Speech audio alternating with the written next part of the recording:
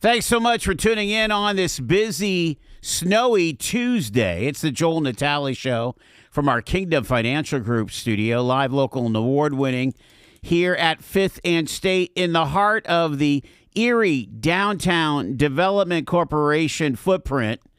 We're one of the members of the community here, and one of our most beloved members of the community is Ryan Hoover. I wish you wouldn't lead with that. Come on. No, it's all about the love, Ryan. What a guy. Thank you, Joel. Well, we love you too, for what it's worth. Director of Events and Promotions. Did I get that right? Yeah, you nailed it. Okay. It's not quite as confusing as the experience director role that we experience. Like, it rolls off like it's Italian, or it's a conversation starter. It is for sure. It's a conversation starter.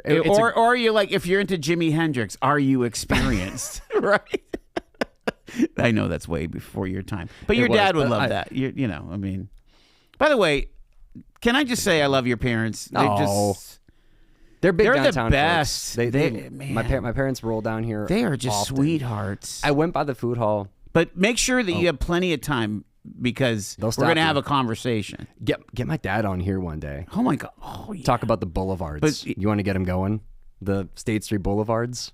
Oh. My mom was into that too. Remember back in, this is way before me, but the State Street, the boulevard that was put up, and I still hear about it. Are you talking, I don't remember that. Are you talking about the Transitway Mall? Yeah, I think so. It was like the way they did the sidewalks. There was like a boulevard down the middle of the road.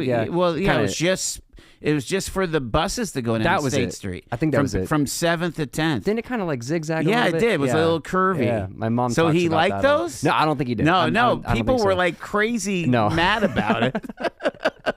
No, one day I was walking through the food hall, and it was like, I don't know, 11:30 noon, and I walked by Joe's Brooklyn Bagel to tell them something or whatever. And one of the employees was like, "Oh yeah, your dad was here this morning." It's like, of course he was. He was here before me. Before you. Well, this is a great segue to talk about the Transitway Mall, because in the past we used to do things, for redevelopment, right? Mm-hmm. But it used to all be about federal dollars and how much money we could get from the state and the feds, Lou Tullio and all of that. And the huge difference of what we're experiencing here with the EDDC is this is private money, right, that has been invested. It is on a long tail, meaning that, yes, the investors hope to get a return on their investment, but it's not like for tomorrow or yesterday. It is in the future. Meanwhile, an absolute revolution has happened. A renaissance is what I like to call it. Yeah, I mean, you could call it that. Like I always, when I'm on these interviews with you, I'm always looking out the window, because it's just it's transformed so fast, and that's the point I want to make. When it is set up the way the EDDC is set up, you can move much faster and you can go really fast. And I remember John Persinger always said, we're going to shock the market back to life. We're going to shock the market, and he was always very intentional with his wording on expressing how fast this was going to get going, and it did. I mean, it started going very, very fast. Cranes went up quickly, and that's about the time I moved here to Erie, and I came in. Gosh, when I came in, this building was still very much under construction. This was all just studs, this whole thing. We're talking about where we are, which is the DeLuca building. DeLuca building. Yeah, yes. We call it 429 State for the apartments that are just upstairs, because that's the address. But yeah, it was just studs. It was all studs in here. But anyways, yeah, it went fast. And don't get me wrong, like, that the flagship City Commons is, I think it's not quite as on time. I think that was supposed to be done around the time of the food hall, I believe. I think that whole thing was supposed to get done around the same time, and that kind of stalled out. But then Drew came in and kicked that going again, and now that's when we'll be seeing. I hope we'll be seeing cranes there pretty soon. I'm amazed. And again, I know this is not your bailiwick as a construction. Yeah, but I'm amazed how much time it takes to put a solid foundation. Doesn't it take forever? I mean, it's so noisy. It's noisy, and they were pounding, pile driving. Could you hear it on the show? Were you ever in here and you could like hear the? It usually was over by the time we went on the air. You know, those guys knock off at 3:00 or whatever. Yeah, but. They get going early too sometimes. Yes. There, I remember they told us like they don't want to start like earlier than 8, and there were some days where it's like, oh, they're going a little earlier than that. Yeah, and it's just they're just trying to build solid foundation so that they can build up from there. Yeah, so that commons is going to be very, very cool, and it's going to. Do you have any? Is there any updates on dates or? I don't have any updates on the dates. I just know that I think I was just in a meeting and I heard that we should be getting cranes soon. Okay. But when I'm on my phone because I want to share with your listeners if they are so interested in getting a little more insight on where the Commons is and kind of how it connects to all these other projects. On our website, flagshipcitydistrict.com, you could actually check the food hall website, flagshipcityfoodhall.com. There's actually a map at the bottom of the page that kind of shows this whole neighborhood and kind of where these different amenities are, but it also shows the Flagship City Commons and how it's right there in that middle spot. I've seen so many comments where people think that the garage is located right there, but there's obviously no garage there, and there's still a little bit of perception gap that we're trying to help close, and I'm kind of at the forefront of that as far as it pertains to how we can answer those questions digitally and through social media. So we do have resources on our websites, flagshipcitydistrict.com or erieddc.org, and we really try to spell it out as to where these things are. Now, the EDDC website actually has a whole section for the Commons and different construction updates and different articles that have come out about it. So that is the spot to go when you want to see the most updated news articles or interviews. I even have a little vlog on there when we did the groundbreaking. So you were in that actually. I interviewed you on that. Yeah, when we did the groundbreaking. Yeah. I'm sure I was, giving some great comment or something. You did. Yeah. It was that, and the groundbreaking was funny too because we broke ground. Like the whole ceremony happened, and in my mind, like I expected the cranes to be like rolling down down the road, and like everyone's coming in with the shovels, and we all kind of dispersed, and then it was just underground work for like 3 months for the last 6 months even. So it looked like nothing happened. I mean, there is a ton happening, but it's like we had this big ceremony all into the ground. It's all down. And I would imagine that you've just like any big city. What's it take to get to the bedrock, right? And so, it's a good question. So let's review what that's going to be, though, because it's the only building so far by the EDDC that will include Class A office space, which is really cool. Yeah, way back in the early plans, at one point that building called for apartments, and Drew said his phone has been blowing up every day since he took the role. People looking for office space. So he wanted to go with office space, and I think it's a great move. It's gonna be beautiful. More importantly, more importantly to me at least, I'm sure for Drew this is all very different, but for me, what that building is going to do is it's going to actually physically connect these different projects, where right now everything feels relatively put together. If you're familiar with the area, it's like, oh yeah, you know where the food hall is, you know where Co-Fair is, you know where the apartments are, Ascend and Children's Museum. But this building will physically connect like the garage to Perry Square and the food hall to Co-Fair. That's what I'm most excited about. It's going to have this beautiful glass arcade going all the way up 3 stories. That will be very, very cool. So when you're standing like at the garage, your sight lines will now be clear. You'll be able to stand at the garage, look through, and see the greenery of Perry Square. You'll be able to hear the music and see the activity at Perry Square and just know, oh, this is where I walk. Also, if you're standing inside Flagship City Commons, it kind of makes like a crisscross. If you're standing at Co-Fair, you'll be able to look all the way through the food hall, through Cheesery, through Enrique's, right to that big Flagship City Food Hall sign that's mounted. You'll be able to see that whole thing from the middle of the Commons.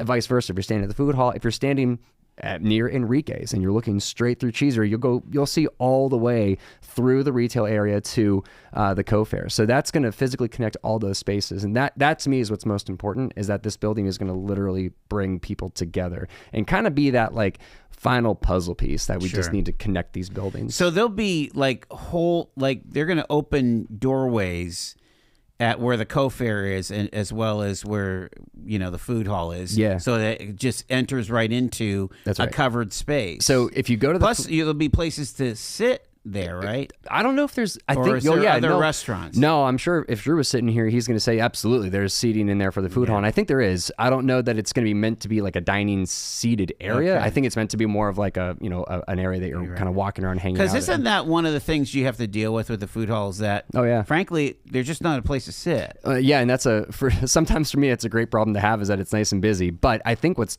difficult that we're trying to share at the food hall is that you can get your food from different areas and not have to worry about sitting right in front of that spot. Right. And most of the seating, obviously, the food hall takes place in the bar area. So will this flagship City Commons kind of open that up a little bit? I think so. I think there's an opportunity to add more seating into the Commons. Although I haven't seen any drawings yet that actually like calls for like this spot is going to be for food hall seating. Yeah, I haven't actually seen that yet. Maybe it exists. I just don't know. But because there also is talk about an additional restaurant or two. Yeah. In the Commons. There's like 4 or 5. Are there really retail spaces? Yeah, I think it's like retail. Yeah. Well, yeah. but they could. I think one of them anything. is food. I think one of them set aside to be a food and beverage option. But Okay. I think it's like on every corner. I'm pretty sure it's like 4 or 5 spots, and they're quite large. And what's really cool too is that they open up to both sides of the street. So the Commons is kind of like the middle, I guess, sidewalk. Yeah, it's kind of like a transit. You can go right through. Right. So you'll have entrances on your left and right that go to the shops. Then you can walk through that shop and then exit out 5th Street or North Park Road, depending on what side you're on, which is kind of cool. It's neat. I'm really excited for it. While we're talking about the food hall, generally it's opposite for the food hall where because the summer there's so many options, the food hall traffic kind of is that's its trough. Yeah. Are you seeing the peak during the winter right now? I'll be honest with you. With January and these temperatures, people have been staying in. This January has been a very, very cold one. I think restaurants all over the area are taking a little bit of a hit on what they're how they're feeling this traffic. Although I will admit, though, I heard from the bar staff that over the weekend it was very, very busy down here, and that's great to hear. Yeah, I mean, it's. I remember when the food hall first opened, man, we were so excited for summer. We're like, oh, this is it. This is our Super Bowl. We got it. And then everyone went to the beach, and we're like, oh no, we gotta move the food all to the beach. Yes. Which makes perfect sense because I was at the beach every weekend. Like it's just human behavior. Like you just in those summer months, you're gonna take advantage of those. What is it? 6 weeks? I'm not even sure what it might feel. Right. Might be 6 weeks of good weather. Yeah, you're out and about and you're traveling. Now the good news is we have a lot of folks that travel to Erie for those seasons. So that's our time to get the tourists to come up here to downtown Erie. Now that obviously opens up a whole can of worms with the Bayfront construction and how do we actually physically connect these pieces. That's for a different day. But yeah, no, I think our busiest time is really that like late September into fall and Christmas. It's a great time for us. January is always pretty rough.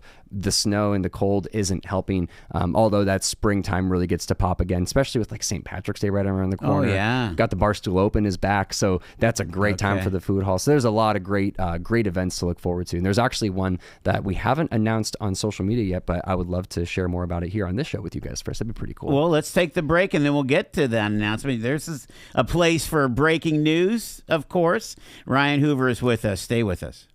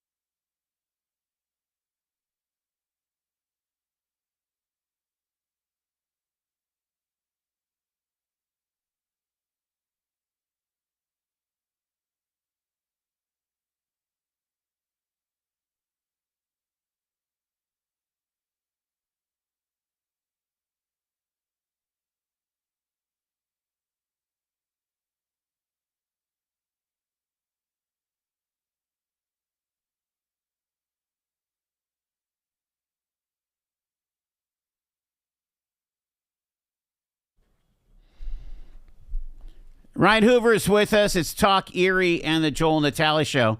Okay, you mentioned some breaking news. Yeah. Go for it, man. Well, it's kind of cool. This is we're very early on in the planning stage on this. We shifted our live music, which we do every single Wednesday night. Shani, you're aware of that. You've played our Wednesday nights before. So actually, I would love to kind of get your take on this as well, what you think, how you think this might go. But so yeah, what we're doing is in a couple weeks, February 27th. It's a Friday. Yeah. It's gallery night. Yeah. Great night. Absolutely. Art museum's out. There's folks having a good time walking all the different shops and checking out different art galleries. We have an artist at the flagship City Food Hall as well. What we don't have, though, we never have any live music. So it's like, should we try it? Right? Yeah. So to me, it makes a lot of sense. But what the real reason we want to do it is that Wednesday, we had booked Inspirato Trio. Great reggae band. Awesome reggae band. I did not realize how cool the reggae community was here in Erie. It's fantastic. It's whatever. It's cool. It's really they're all very supportive and it's fun. Yeah. So they were gonna play Wednesday and we were like, what could we do? Like, how could we really capture a large audience and do something different and fun? And we're always trying to think about doing things different and fun over the food hall, trying to be a little more intentional about when we do some live music. What could we do that makes it a little different? And we were like, boy, wouldn't it be cool if we did almost like a tropical hideaway party, let's just be. Especially really February. Right? Last week of February. Let's embrace it. So Inspirato Trio, we're going to put together a little party. Details are still quite loose. We literally just kind of cleared it with the bar and everyone yesterday. But we're gonna try shifting live music from Wednesday to a Friday. It's on February 27th from 6 to 8 during gallery night. So we're very excited to give that a shot and see how it goes. I personally think Friday night music is going to be very, very cool. There's a lot of live music in Erie, and Friday nights are a very popular night for live music, which is part of why we liked Wednesdays, was that Wednesdays were a little quieter and maybe we could try that. But when there's an event like gallery night, I think we need to be doing a better job at just hey, we got to move it to this day. And we've never really done that yet. We do it on the occasion, we'll do it, for I remember one of the days Stephanie Hunt had she had the little market out here on 5th Street. So we added music on that day. And then, for obviously for the St. Patrick's Day parade, we add music on that day. Kind of a no-brainer. But it's not really been in our operating guidelines to, be much more intentional about that. Talk about in the summer, you activate, you've got the alley. The garbage alley. Yeah. You have out in front on North Park Row. Mm-hmm. Whenever I'm around those places, they seem to be pretty hype, So the trash alley is a very cool story. I'm not sure how much time we have to talk about it, but I could talk a lot about the trash alley. So really what we did was when I was coming in here, I was trying to think about different ways that we could create experiences that were completely unexpected for this project and for all of downtown Erie for that matter. When you think about live music, in Erie, there are so many places to watch music. So many. And the talent in this town is unbelievable. They're all so good. Everywhere you go, fantastic live music, all about it. I was like, what could we do that's a little unique and different? And it was hard to think about that. It was really hard to put my head around what I could do differently. Well, it's very urban, very Pittsburgh, New York vibe. That's what I'm getting to. So we're all hanging out. We're in that trash alley because it's really nice. Yeah. It's beautiful. And it was Emily George from Dollhouse of Point 4 right next door. And we're just looking around at this trash alley and it's beautiful brick. And we have these string lights hung up and it's clean. And we say trash alley and people are like, oh, trash alley. It's oh, hold on, hear us out. And we're this thing is really cool. This is beautiful. And we're just what if we had a concert here? What would happen? Mm-hmm. So similar to what we're doing with that Friday reggae show where we drop it onto gallery night, we decided let's try music on the eclipse day. Guaranteed huge audience coming to Erie. Let's put it out there and see what happens. And so many folks showed up to this trash alley who were not from Erie, right? Wow. So this was for a lot of folks their first time to Erie because they were here for the eclipse. And then they found out about our trash alley party and they came in and we had our friend Jess Royer and Nick Warren and they were playing out there and it was just the most super relaxed, chill vibes. And Jess is up there and Jess is very soulful and her music is very captivating. You really listen to her when she's performing. And we're in this trash alley, and we're just like captivated by this artist, and we're just like, "What are we? Did we do something here? Was this something?" And what we loved was that we hid the music too. We tucked it back down the trash alley so that you can't see it from the road. And that's the whole point. The point is that you're supposed to kind of walk, and you hear it, and it gets louder, but you can't see it. And then lo and behold, here is this trash alley, and tucked away in the back is a performer, and it's really cool. I'm very, very proud of it. I'm very excited that the EDC and during the summer, what is it? Is it like every week? Or? I did a couple summers ago. I did 6 trash alley parties. I'm not even going to remotely lie to you. It was a lot of trash alley parties, and it was a lot of time away from my family where I'm hanging out in a trash alley. So we dialed it back to 3. Okay. The last summer, we did 3 trash alley parties and 3 boutique nights, which I'll also speak about. But so the trash alley parties, we had 3 last year, and they were fantastic. So much fun. This year, we are trying to expand on the trash alley party, still maintaining its identity of being in a trash alley. But it is in my opinion, that's just one of those experiences that you really just can't get anywhere else. And yeah, the comment was like, hey, this is a very Pittsburgh, like Chicago. Someone even said like this is like a DC kind of thing, like having music playing in a trash alley. And the comments I get from the public is really funny because the first time I'll mention a trash alley party, I'll always get the question or the look like, trash alley, isn't it smelly? It's like, no, it's actually not. It's very, very nice. But you just have to experience the trash alley party. So you're not coexisting with the trash. The trash gets moved. We move it. Yeah. We move the trash out. So we do move the trash out. Real quick, talk about boutique nights because you even did a block party, right? With some of those? And I talked to one of the vendors. They said they had a really good day when they came down. That's good to hear. So boutique nights, similar to, we looked at other vendor fairs in Erie and all around the area, and we wanted to learn what those pain points were with some of those vendor fairs and what we might be able to do here in downtown Erie that could be really fun and unique for these vendors. And we thought, hey, like an artist demonstration thing could be pretty cool. And there's probably a ton of vendor fairs that do that as well. But what we wanted to do here was like, hey, if you're going to sell art, let's see if we can get you to demonstrate that art. And then, as you're walking through, it's not just about selling your goods, but it's about showing your talents through your art. And this was all done in collaboration with the Glass Growers, girls right here at the gallery, Point 4, Copper Carriage, and Visit Erie even came through and helped us out with this. And yeah, we closed down 5th Street from French to State, and we did 25 vendors out there on 5th Street.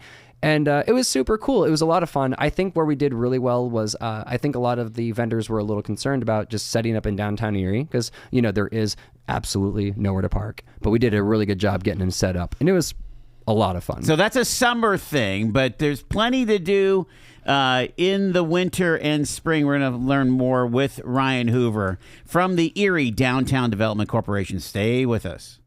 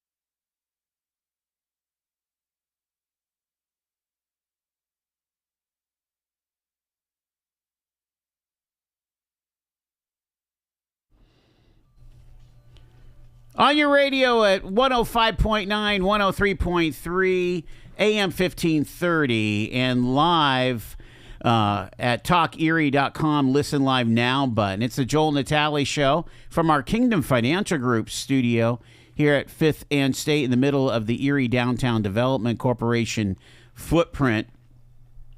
And we're sitting here in the DeLuca building, and our friend and colleague and all-around good guy, Mr. Ryan Hoover, the Director of Events and Promotions for the EDDC, is with us. Ryan, we've talked a lot about the food hall. We've talked about music. You guys participate in activities. You've got the part of the Erie Downtown Partnership with the Curling League, and but there's nothing to do here. Remember that there's nothing to do. Nothing to do in Erie. There's nowhere to park, and there's nothing to do. That's the biggest takeaway from this, Joel. There's nowhere to park. He's being facetious, and there's nothing to do.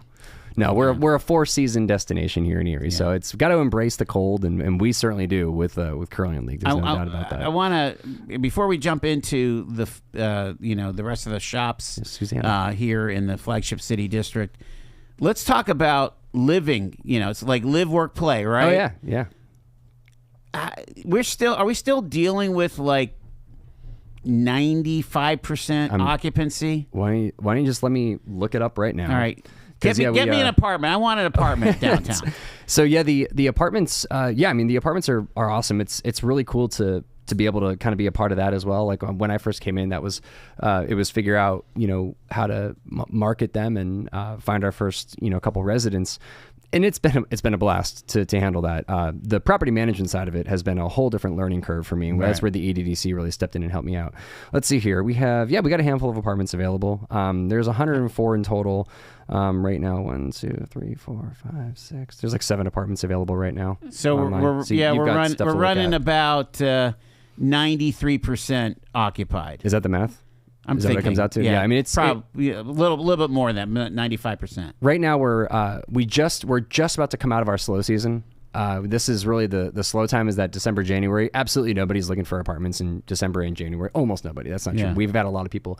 But just in these last couple of weeks, we've received a ton of tour requests. They pop up on my calendar automatically. So people from anywhere in the country can go to our website, schedule a tour, and come on in. They can drive to Erie, which we get often. We'll get people who drive up from Pittsburgh, drive over from Buffalo, and the tours just show up on my calendar. We meet them at the Welcome Center, and we go on a little tour. So we get those. I'm getting multiple tours a week now, so we're starting to get back into that business. The business. Yeah. Is the 2-story, 2-bedroom facing the parks? Has that been constantly occupied since day one? I don't even have a listing for it. It's never been listed. It's just one of those apartments that it'll become available, but someone else finds out about it. There's a list behind it. There's like this hidden list behind it where people just know that it's already available, and then they reach out to the apartment, and then they apply for it, they take it, and it's theirs. But that's not the only one that has amazing views. Like, there's ones here at the Ascent building that are facing north, facing the bay. Yeah, so you're looking at boats. Yep, my favorite fireworks. View. My favorite view is this building right here. We called it 5 West, and it's on the 4th, 5th, or 6th floor. Wait, did I get that right? No, 3rd, 4th, or 5th floor. Corner unit, northeast. All of them have at least a partial view of the Bicentennial Tower. The top apartment has an almost unobstructed view of the entire dock. So you can see over Presque Isle. So you can actually see the lake beyond Presque Isle. Oh my. So yeah, you're talking tall ships, fireworks. It's a really cool apartment. And then, Celebrate Erie, the stage, is right there. Oh my gosh, at 4th and State. It was crazy. Like I remember during one of the shows, I think it was it the Florida show? It was really, really chaotic down here. It's Florida. Florida. Florida. This is an inside joke. Okay. Sorry. Okay. Do I have to correct you, or am I just moving on? No, Shady is, Shady will slap Did my I roll arm. my eyes loudly enough? Florida. Hey, let me sneak a phone call in here. Hi, you're live with Ryan and Joel here on Talk Erie. Come on, you boomer. It's Florida. I know. Hey, so if I didn't live in the second coolest neighborhood in town, I would totally live downtown at these apartments. They're awesome, and Ryan, you do a great job. Seriously, Joel, he needs his own radio show. But more importantly, even than that, Ryan has been such a supporter and promoter and encourager of everything great going on at the Erie International Airport. Ryan calls me or texts me, and we talk airport stuff, and he flies off to Orlando because he's a big Disney guy. So it's true. Just want to thank him for all his energy and his positivity, and obviously you're seeing all the great stuff that's going on in downtown Erie. Brian, that was nice. Brian, did you know that this is a great guy, a really great guy, brother? Do you know that when right after the announcement of United, I jumped on I jumped on the computer, right? Yeah. On Google Flights, I found flights under $300. Come on. Erie LAX. Isn't that insane? Yeah. That's so cool. That's so cool. Yeah, that is great. Well, Brian, thanks for what you do, man, because it's cool too. I love chatting with Brian about airport stuff. It's the nerds. We gotta have a channel. But, hey, brothers, I tell you what, I've got the win though. Why is that? I've got original Allegheny Airlines timetables, those little books that they had out in the 70s. That's part of my collection. Yeah. That's cool. That's cool.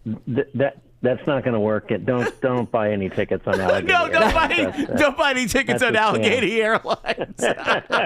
Killer deals, though. I mean, the deal. Ryan, I'm so looking forward to seeing you for the 4th of July in your secret location. I can't wait to celebrate everything. Yeah. And then we have Cigar Thursdays in the park with all the awesome bands. So there you go. And another great Erie year ahead of us. Thanks for all you do, buddy. No, thank you. Appreciate it, man. Thanks, Brian. Good to see you. Bye. Cigar Thursdays in the. Well, that was fun. That is fun. The airport talks are so fun. I come in here and talk airport stuff. Oh my all the gosh, time. yes, yeah. I remember, man. I struggled flying out of Erie. I was one of those. Honestly, kind of up until a little recently. I think I'm a recently converted like Erie flyer. I remember, man, it wasn't long ago where I was like, nah, man, got to drive to Buffalo, got to drive to Pittsburgh. Right. But I've done that in a long time. I've been flying out of Erie. It's been great. That's amazing. Yeah, it's awesome. Amazing. It's awesome. So, yeah, I mean, so there's a situation where, now we've got to build the ground transportation, right? We've got to get more Ubers and stuff like that. Get to the airport. Now what? Now what do you do? How is that? I mean, again, we're talking about live, work, and play downtown. If I don't want a car and I want to live in one of these apartments, how am I getting places? If you well, I mean, don't of course, have a car? If the EMTA is great, this comes right down. But like, from what we learned is on every single apartment tour, I always ask, are you bringing a car? Sure. Because it's a very rare question. I think your viewers would be more surprised to hear how many residents don't have a car. That's why in a lot of cases, the whole, I'll call it the parking myth, is not a thing for some of these apartment residents because they don't have cars. Now, I think a broad majority of them do, but still a measurable number don't have cars, speaking of the bus. But I think a lot of the folks who live here in these apartments, they may have a car, but they still work at Erie Insurance. They work at National Fuel, UPMC. Yeah, so they're still walking to work. They use the car to go see family a little further away. Go up to the peak to do some snowboarding. Sure. But they still they may have a car. It's just parked in the garage or parked in a ramp somewhere. But yeah, they really kind of embrace that urban walkability of the city. There was a really cool resident who moved here from South Carolina. She was living in, I think, Columbia, South Carolina.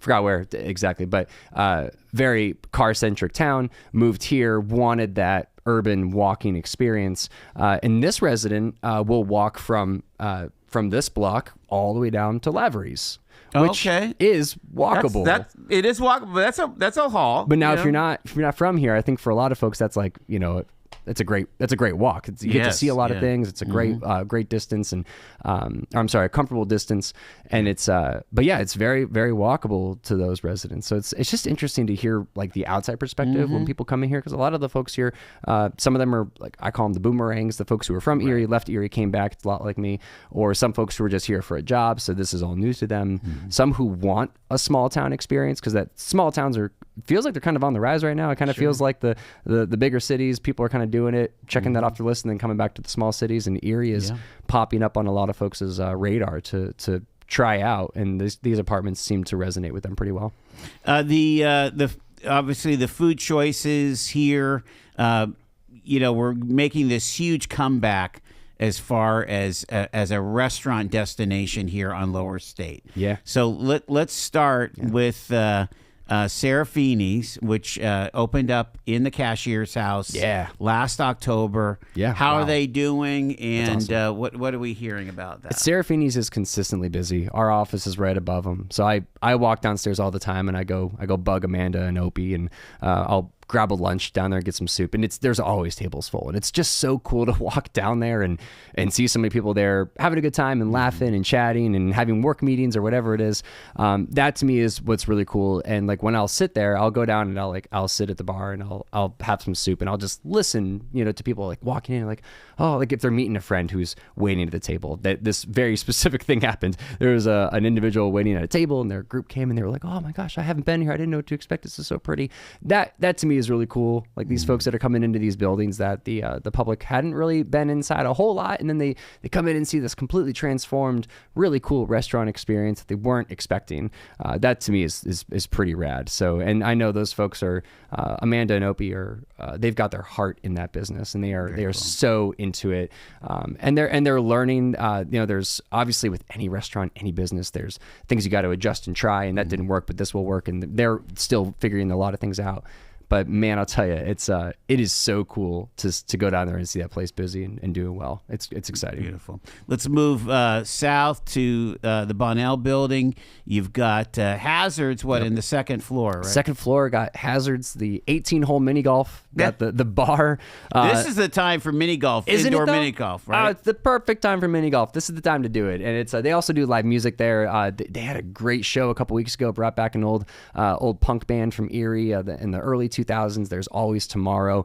Great show up there at Hazards. It was just so fun. For anyone who was Edinburgh Hangout, Forward Hall folks, that was a really cool, nostalgic experience there at Hazards. So shout out to Tom and Tony for absolutely pulling off that night. That was very, very cool. So yeah, Hazards is a blast.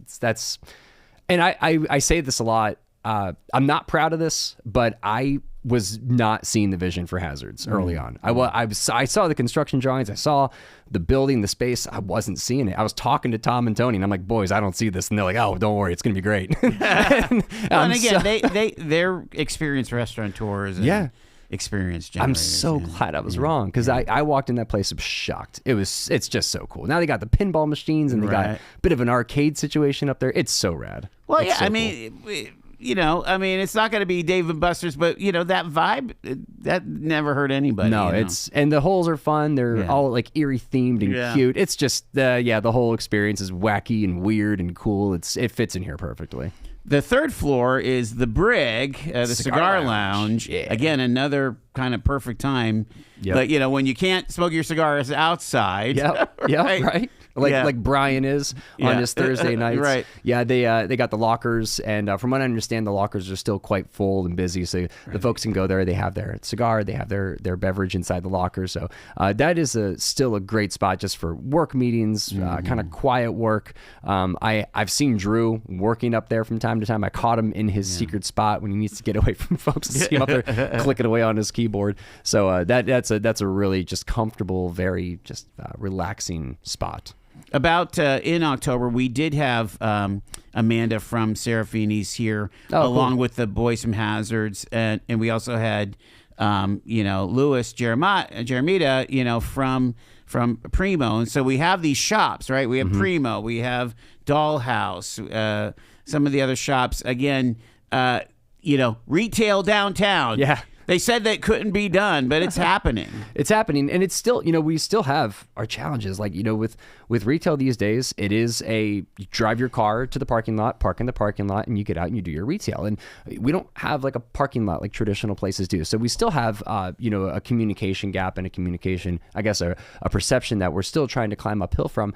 But yeah, it's just a cool thing to have these different shops that will add to your experience when you come downtown. So, we're thinking that the shops really fit in well tell if you're visiting the Children's Museum, for example, right? You just come right around the corner and you see these great shops that are open. You see Hazards is a great fit, right? A great complimentary event for Children's Museum.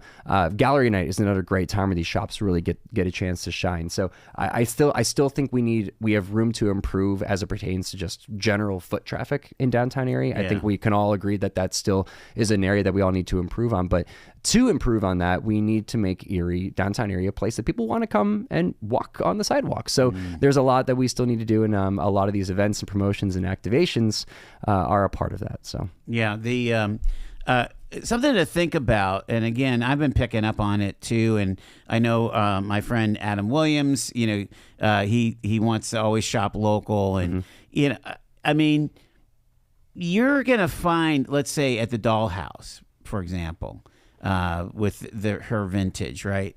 You're gonna find stuff that you're not gonna see anywhere else. Anywhere, right? No, and so when there is that birthday or Valentine's Day or the anniversary, it's a good option. It's a really cool option. I remember one time I popped into the Dollhouse, and what really surprised me was her collection of records that I learned that her son actually goes out and finds, which is really cool. So this is very much like a family experience. So there's a great collection of records there, very cool vintage records, of which a few I've purchased.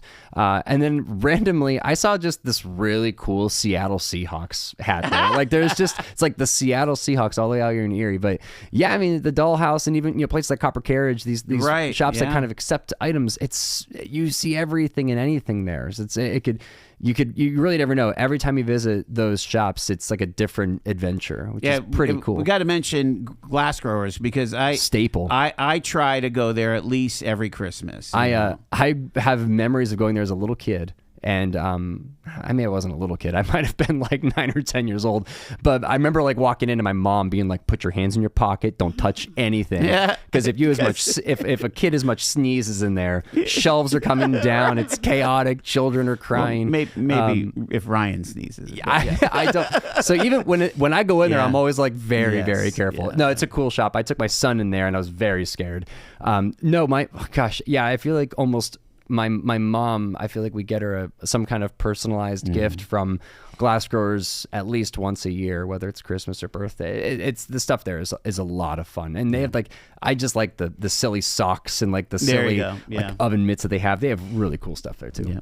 We'd be remiss if we didn't mention Erie Apparel, the City Supply. What do you got? What are you wearing today? 814, almost always 814. Under the the quarter zip, got the 814 I mean, they just have a knack for designs and things. They do. And so what's cool too, shout out Greg, they help out with a lot of our logos, like the Flagship City District logo, the Food Hall logo. So Greg and Scott and those guys out there at Erie Apparel have more than invested time in their shop, but they've invested their talents in the form of like branding and logos, and that's really, really cool. All right, we're gonna do a little bit of a lightning round with Ryan Hoover here. Don't do it. So Mexican street corn. Have you had it? Wee corny. Have I ever had it? I haven't had it there yet. I haven't had it ever, actually. I've never had, now that I think about it, I've never had Mexican street corn. It's time. I know. I need to go check it out. What is the favorite dish at Noodle Love? Ooh. Because Noodle Love is the original, and I mean, Noodle Love and Dina's started. OGs. They're the OGs. OGs. And they're still making it happen. So what's your favorite Noodle Love? So Noodle Love, I go, there is a customized option. Of course. I go udon noodles. I go chili Thai. Am I getting that right? Basil Thai? No, I need to see it on the menu. Yeah. Doesn't matter. It's udon noodles and chicken. It's very, very good. And there's a lot more to it. I just do the flank steak with the basil Thai. You like the steak? Oh yeah. Yeah, the steak is a tasty one over there. I'm going to give you a lightning round. Enrique. Wait a second. I'm asking the questions get out of here. Enrique's. You've been to Enrique's yet? Have you checked it out? Have, yeah, it's good. You got a good chicken taco. Yeah. Great Chipotle chicken taco. I usually go burritos with Enrique's. Yeah. Did you notice that they have their own plates? No. Isn't that wild? When you go there, they serve you. They have like these really cool plates. Okay. They treat their little thing like a restaurant. Like when you go to their little, it's like they're greeting you. It's wild. It's a whole thing.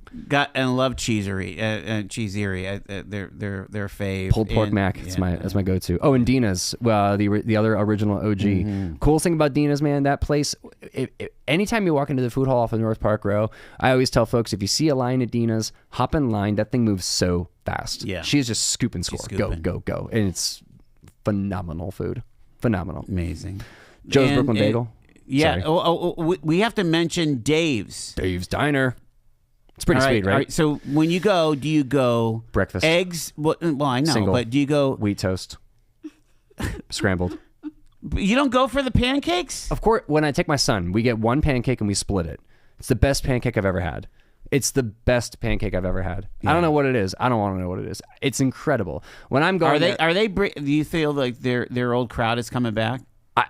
Okay, so the listeners may not believe this. I never made it to the original Dave's. Okay, sure. So I do know for a fact that a lot of the originals are coming back. I know that because of the parking garage video that we made for them, and I saw the comments. A lot of their originals are coming back and checking it out. And I know a lot of their staff are original, which is pretty cool too. A lot of the original staff are there. Neat. But no, I never made it to the original Dave's. So this was my first Dave's Diner experience. And dude, I love it. It's so cool. It's so cool. This is the kind of place that you give it 3-4 years, it's gonna be that we've got to go see the Chevy, the front end of the Chevy and the Icon. People will continue to make pilgrimages. Yeah, to that's Dave's. Cool. Dave's is awesome. So. I take my son to a diner once every couple weeks. Try to make an outing of it. We'll end up going like Lawrence Park Diner out there by us, and it's funny. Every time we hop in the car and I tell him we're going to the diner, we'll pick a diner. He always says, "Are we going to Dave's?" Neat. So my son loves Dave's. He loves it. Big fan. All right. We will catch up with you guys in about 3 months. Oh, man. Are you going to help out with construction? Keep things moving? You want me out there? Actually, we do not want you out there. No, you don't want me. Thanks for having me, though. It's always fun to sit here and chat with you, man. Ryan Hoover. He is the Director of Events and Promotions for the Erie Downtown Development Corporation.